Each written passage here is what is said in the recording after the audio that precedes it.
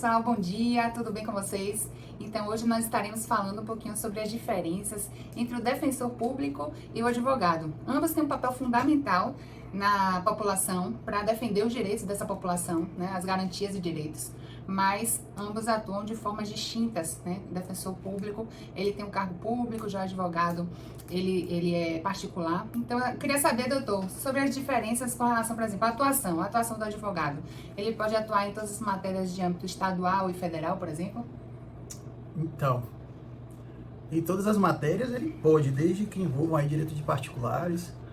É lógico que existem algumas restrições com relação aí a direito de classe, enfim. São alguns detalhes em que, para a atuação do advogado, ele precisa estar aí pautado em outras questões, tá? Mas, em regra, né, como eu atuo defendendo o direito de particulares e seus interesses aí na esfera civil. Não só civil, né? Temos aí a previdenciária, trabalhista, tá? Tem a parte imobiliária, de família, enfim. É uma atuação generalista, complexa, estrategista, com foco na resolução do problema. Entendi, doutor. A defensoria, nesse caso, é um pouquinho diferente, né? Porque eu, como defensora pública estadual, eu só posso atuar em causas estaduais. Então, por exemplo, como o senhor falou, causa trabalhista, por exemplo, previdenciária, essas causas que têm benefícios, eu não posso atuar. Esse seria o defensor público da União, realmente. Mas, no âmbito estadual, a gente pode atuar na área civil, na área de família, a gente pode atuar em áreas extrajudiciais, demandas individuais e também demandas coletivas, tá certo? Agora a gente vai também perguntar sobre outros pontos, por exemplo, o prazo do advogado, doutor, é dobrado ou é simples? Seria ruim se fosse dobrado, né? Afinal, a gente sobrevive da nossa produção, então a gente precisa produzir, a gente precisa que o prazo seja mais curto, inclusive. Só não pode ser mais curto porque a gente precisa maturar, precisa pensar, precisa, né, visualizar o processo como um todo. E acredito que os prazos eles foram pensados mais com relação a isso do que com a finalidade real de organização de fluxo, né? Seria mais essa parte mental. Essa é uma ideia minha, tá? Tem quem concorde, tem quem discorde, mas eu acredito que seja dessa forma. Já para mim, doutor, graças a Deus o prazo é em dobro, né? A Defensoria Pública o prazo é dobrado, tendo em conta aí a demanda grande que o defensor público tem. A gente ainda não atua em todas as comarcas, né? Principalmente aqui na Bahia. Realmente a gente está tentando aumentar o quadro de defensores públicos, expandir a defensoria para poder atuar em todas as comarcas, mas infelizmente isso ainda não acontece. Então, o defensor público muitas vezes tem que atuar em cumulativas para poder atender ali aquele município, mas ainda tem municípios, infelizmente, que são desassistidos pela Defensoria Pública. Nós estamos tentando expandir, certo, a defensoria para que a gente possa atender toda a população vulnerável, mas a gente sabe que esse é um caminho árduo, né, um caminho difícil, mas que com fé em Deus a gente vai conseguir muito em breve, para que todas aquelas pessoas desassistidas, vulneráveis, social ou economicamente, possam realmente estar assistidos ali por um defensor público. E lembrando que naquelas comarcas em que não tem um defensor público, infelizmente a pessoa tem que procurar um advogado particular ou de prefeitura, caso não tenha condições financeiras, tá certo, gente? E outra coisa que eu tenho dúvida também, doutor, quais são as exigências para ser um advogado? Hoje você precisa cursar uma faculdade de Direito, que dura em média aí 5 anos, se você for um bom aluno, né? Se não for federal também, que às vezes tem greve. Se não for federal, que muitas vezes tem greve, né? Que independe de você ser bom ou não, tá? E após a aprovação no bacharelado de Direito, você precisa ser aprovado na prova do OAB. Sim, entendi. Em seguida, com sua carteirinha na mão, você pode estar, em tese, né, habilitado para iniciar aí sua vida na advocacia, buscar seus clientes, empreender. A advocacia hoje então sempre foi, né, além de um ofício, um sacerdócio, uma área que depende muito do time empresarial, porque sem uma visão empresarial do negócio, realmente fica muito difícil para qualquer advogado, seja ele iniciante, seja ele meio de carreira ou até mesmo em final de carreira. O que diferencia aí da defensoria, né? Sim, a questão das exigências que o senhor estava falando, a gente tem as mesmas exigências também, né? Com relação a ir para a faculdade, cursar ali a faculdade, terminar, passar no exame de ordem, né? A famosa OAB. E depois que a gente passa na OAB, a gente precisa ter 3 anos de atividade jurídica, certo? E depois passar no concurso, que aí geralmente são 3 fases. Tem a primeira fase objetiva, a segunda fase que é escrita e a terceira fase que é oral. Mas isso aí eu vou gravar um vídeo à parte depois, falando um pouquinho sobre como eu passei na defensoria, um pouquinho da minha trajetória, explicando as fases do concurso, para poder, quem tiver interesse em fazer concurso, enveredar para essa área, ter algum norte, tá certo? Tá certo, doutora. Agora me surge uma dúvida aí fora do seu script. Com relação a essa questão da prova de atividade jurídica, o que é que poderia contar para o concurso? Então, tem diversas formas, né, de provar essa atividade jurídica. Inclusive, tem instruções normativas explicando sobre isso, mas, como regra geral, você pode até participar de atos, como, por exemplo, audiências, juntamente com outro advogado, pedir para colocar seu nome ali, né, participar da audiência, claro. E atos individuais, você pode participar também de petições, fazer uma petição inicial, ou uma contestação, fazer algum tipo de prazo, colocar seu nome sempre na peça, toda peça que você fizer, colocar seu nome. E aquelas atividades jurídicas, no mínimo 5 ao ano, não sei se mudou, mas na minha época eram 5 por ano.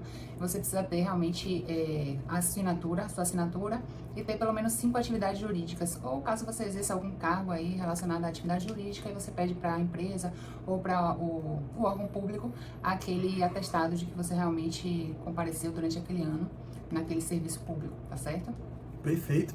Vamos lá. Mais alguma dúvida? Então, eu queria falar um pouquinho que o defensor público, ele tem um número grande, um volume grande de casos, né? Então, a gente tenta dar o nosso máximo, principalmente assim no interior. Quando a gente está no interior, a gente necessita realmente fazer os atendimentos, fazer as petições, fazer as audiências. Muitas vezes a área extrajudicial fica um pouco de lado, por conta aí das demandas realmente da defensoria, o dia a dia realmente é puxado, certo? Então, regra geral, a gente precisa estar ali no dia a dia atendendo aqueles casos, né, que chegam pra gente, muitas vezes casos de urgência, casos de saúde, de liminar, né? Então, a gente precisa dar conta daquilo ali. Na defensoria, geralmente na capital, existem áreas mais especializadas, né? Especializadas, por exemplo, em regularização fundiária, direito do idoso, certo? Direito da criança e do adolescente.